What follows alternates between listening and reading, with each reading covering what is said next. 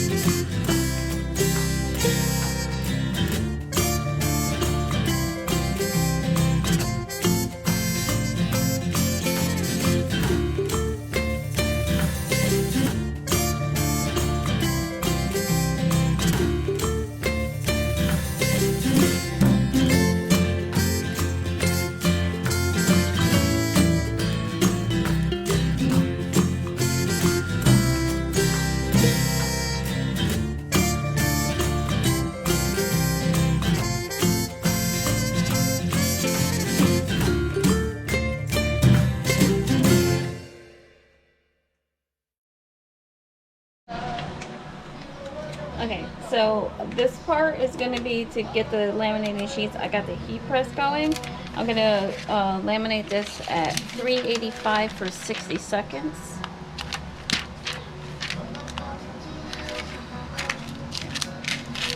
I'll just cut that part. So I'm going to just lay these down. This is the other side here. Here, other side here, and then this one.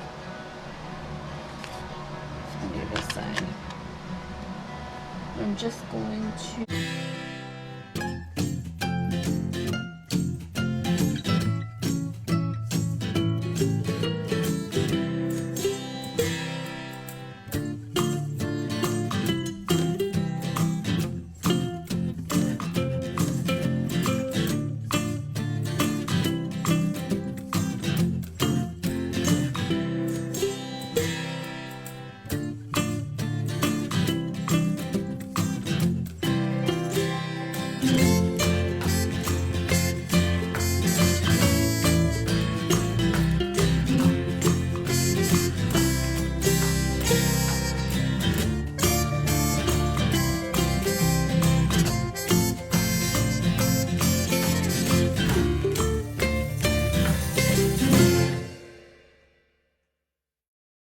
Another thing I want to point out is you notice how this tape does not fit in this dispenser.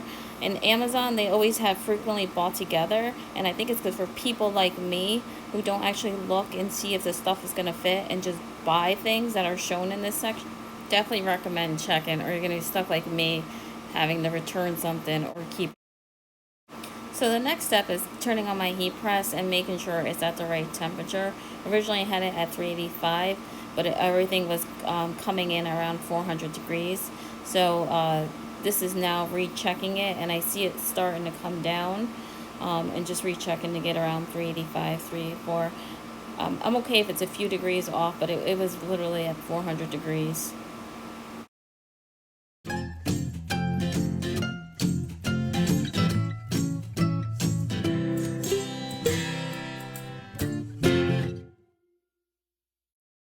I forgot to mention before, the heat press that I'm using is an EPSON. It's a 16 by 24 clamshell heat press that I also got from Amazon. It takes forever to heat up, but it works, and it helps, it kind of matches my sublimation printer, which does larger images like this. Okay.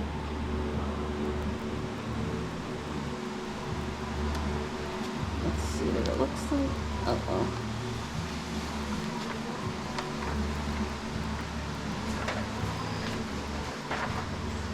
Okay, so it looks like it might have needed a little bit longer.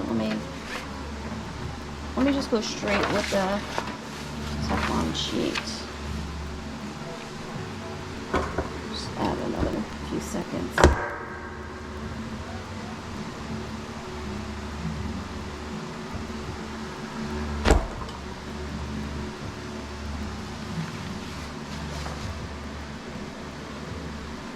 So let me let that cool.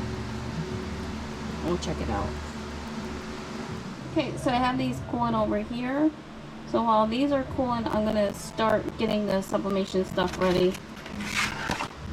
Clean up this mess. Okay. Another thing I'll do is I'll get these cut.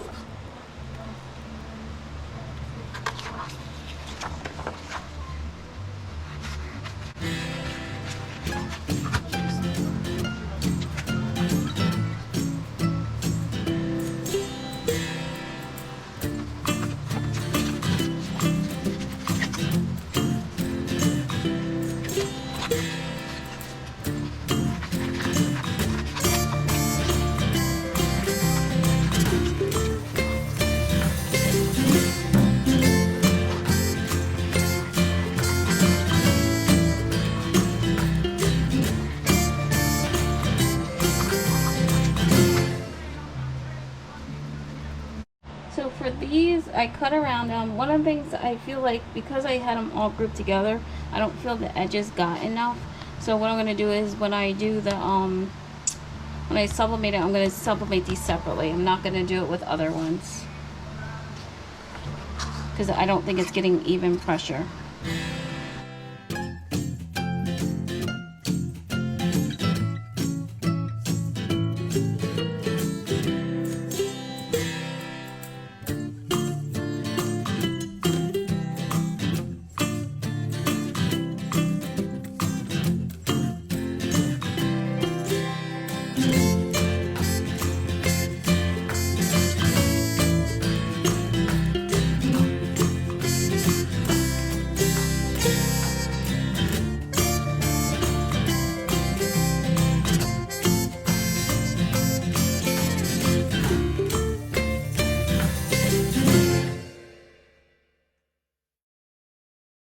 What I'm going to do is just fold it in here and then sublimate it. But what I'll do is each one I'll have a different spot, because you don't want it to bleed through on the other item.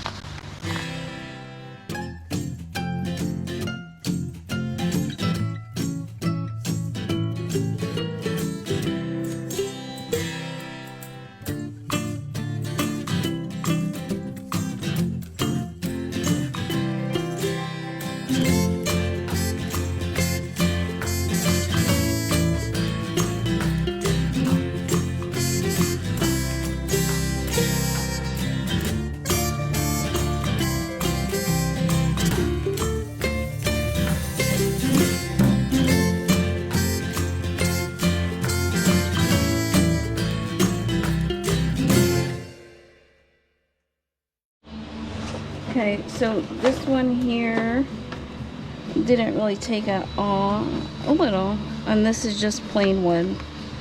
So that's kind of how it looks. And you can tell it didn't take because a lot of it is here. This one I messed up. I was supposed to poly this side and I polyed this side. I just don't know how I messed that up though. I swear I like labeled and checked. I can't fix stupid. Okay, so I'm just gonna put this back on.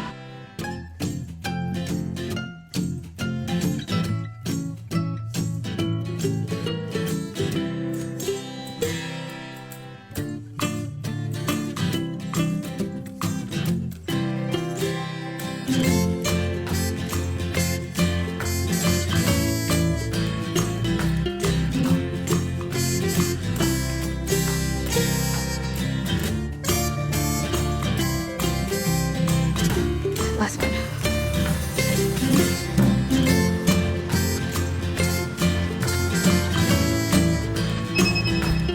Okay. Last one. With the paste.